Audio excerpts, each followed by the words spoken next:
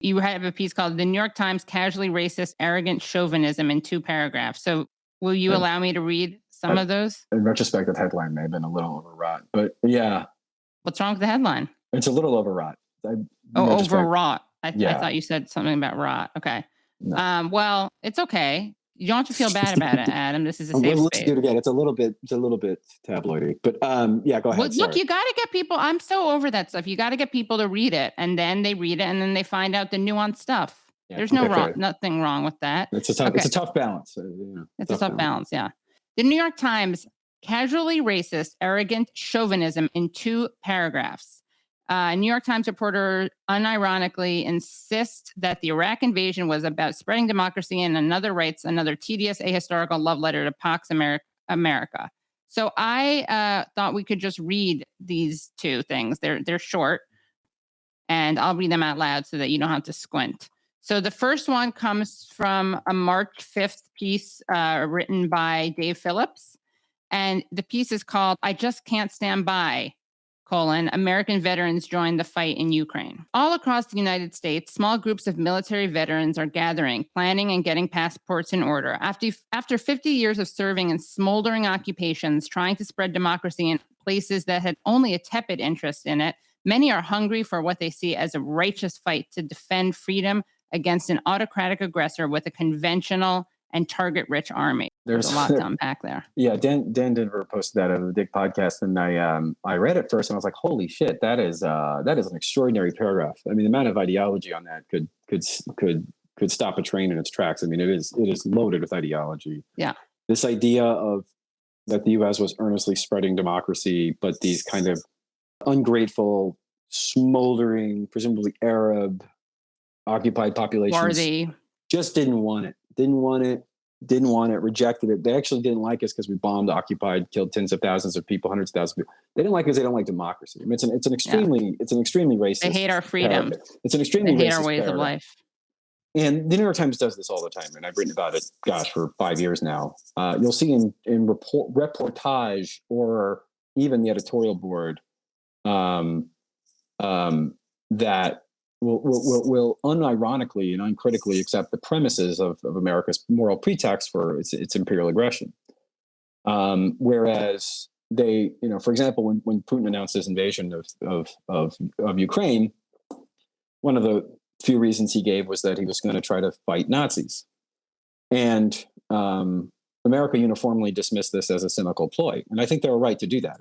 I don't for once think Putin gives a shit about Nazis in Ukraine. It's obviously just a pretext to justify what he wants to do anyway. And so we know they're capable of dismissing dubious pretexts out of hand, but they don't do it with the US. They selectively do it when, China talks about this or Russia talks about that. They say, oh, well, that's all just cynical grandstanding. They don't really believe that. But for some reason, I have a pretty good understanding about why that is. When the US makes claims about spreading democracy or promoting human rights, nothing I think no one sort of credibly takes seriously. I don't think any adult really believes this. I think, and to the extent there are adults who do believe it, they're mostly confined to DC and New York, Right. or the think tank world, right? But outside of the United States, nobody believes this shit, right? It's not credible. Because you can point to 1,000 examples of hypocrisy, right? You can point to 1,000 examples of the U.S. violating human rights, and especially their allies, in Israel and Saudi Arabia and the war in Yemen. We can go on and on and on. So the idea that the U.S. is exporting human rights, especially when the U.S. doesn't sign up for, my favorite is the liberal rules-based order. Anytime someone says liberal rules-based order, the number one thing I want to ask them is, what website can I go to find these rules? Point me to a website where these rules can be found. Because if I'm going to follow the rules, I got to know what they are. Right. And Davos? Davos? They can't do it because there is no rules. The rules are whatever America arbitrarily decides the rules are. Especially since, whether it be Israel occupying Palestine, Saudi Arabia bombing Yemen, the U.S. Occupation and bombing of Afghanistan, or its bombing of whoever the hell we want to bomb in Africa any day of the week.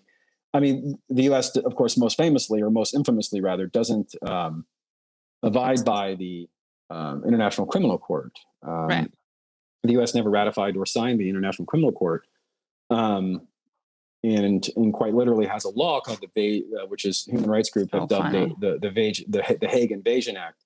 That in the event the U.S. is ever held by the ICC, the president is literally compelled to invade the Netherlands to get them out of jail, So what is Can you this? imagine? What is this rules based? I mean, the most basic international law agreement, the Rome Statute of 1998, the International Criminal Court Statute of 1998, the U.S.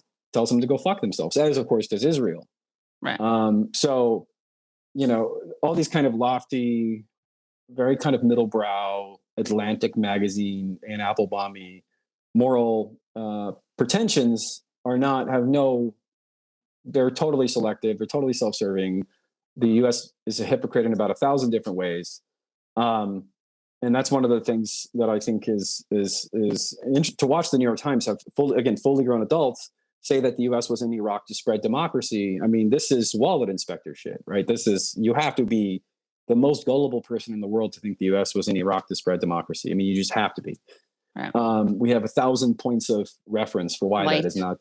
1,000 points of light explaining why that's not the case, and certainly why the Iraqis were not opposed to U.S. occupation, or rather, were not why they opposed you. They didn't do it because they're somehow culturally allergic to democracy. That's obviously a very racist myth, and those go hand in hand, right? The racism goes hand in hand with the chauvinism, and the kind of and the sort of liberal imperialist pretensions. That's all.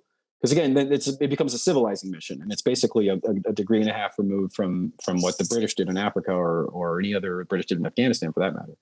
And I just want to show people when you're talking about the liberal world order, here's an example of it. So you quote another New York Times piece, this one by Damien Cave. The analysis by Damien Cave reads like a 6th grade social studies report, only with less humility. He throughout asserts premises about a supposed liberal rules-based order that never existed, but he seems convinced does. And then you quote, the liberal world order has been on life support for a while. President Biden, in his inaugural address, called democracy fragile. President Vladimir Putin of Russia said 2 years ago that the liberal idea had outlived its purpose, while China's leader Xi Jinping has extolled the strength of an all-powerful state, and as he put it last March, self-confidence in our system. The multinational response to Russia's invasion of Ukraine has shown that the demise of the global post-war rules-based order may not be inevitable. Unclear what they mean by rules-based order, especially post-war rules-based order, right? Because obviously Vietnam was post World War II. We killed between 2 to 5 million Vietnamese, depending who you believe.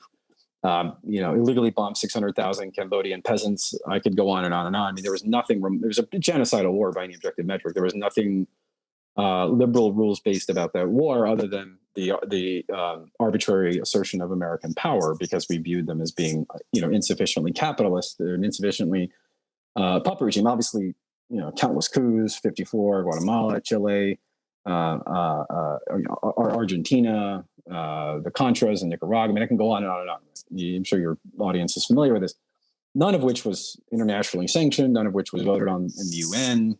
None of which had any kind of international. So, what does it mean to have a liberal rules-based order? It's bullshit. I mean, I would love to ask Tony Blinken what the fuck he means by that, or what Damien Cave means by any of this. It's indistinguishable from believing in Santa Claus. It's not a thing for which there is any evidence. In fact, I think there's more evidence for the existence of Santa Claus than there is a rules-based order. And so when you hear these pretensions, because this would all be simpler if people were just like, oh, well, the U.S. kind of needs to be in charge, and that we're a slightly morally preferable empire to Russia or China because, I don't know, we have Netflix. Whatever their sort of reason is for why we're morally superior as an empire, not as a country to their domestic population, but as an empire, we're better for this reason. Because when we, bomb, farmers in Afghanistan, we pay their family $800. Whatever reason it is. And that's it. That's the story. I sort of wouldn't mind that as much, but you can't really lubricate an empire in this kind of elaborate system of American hegemony without some kind of moral pretensions and moral framework. And this has been true since the Middle Ages. I mean, you could read papal bulls from Pope Innocent explaining why we had to have the Crusades, and it was civilizing this and returning Constantinople to that, and so you can't really carry on large scale military incursions or wars or occupations, or in the U.S.'s case, these kind of elaborate sanctions regimes and parallel NGOs constantly trying to overthrow governments they don't like. You can't really have that regime in place without a moral framework. And the liberal rules-based order is kind of this vague, because they can't say international law, because they say international law, people will start to get suspicious, because laws you can look up. Laws you can be like, well, there's international law. We broke the international law here, here, and here. But liberal rules-based order kind of is vague enough to where you don't have, there's no actual rules. You can't find the rules anywhere, but it sort of feels true, right? It kind of feels good from on a gut level. It sort of feels like we enforce this liberal rules-based order. I guess maybe they mean, patent law. I don't know what, maybe the WTO is part of the liberal rules-based order and IMF. But again, I don't think anyone credibly kind of believes that. I guess it's mostly pretextual, and it's shocking when you sort of see this stuff unironic. Well, not shocking at this point, I suppose, but it's very illuminating when you see the stuff written in the New York Times on sort of unironically. Because again, this is not the first section you read was not what the second. Both of them were written by reporters. The first one was actual straight reporting. When you read the straight reporting about liberal rules-based order and spreading democracy, this is not an opinion. This is presented as true as climate change, or as true as gravity. That is a very contestable ideological premise for which the New York Times and other outlets sort of constantly assert. And I don't think there's any empirical basis to do so.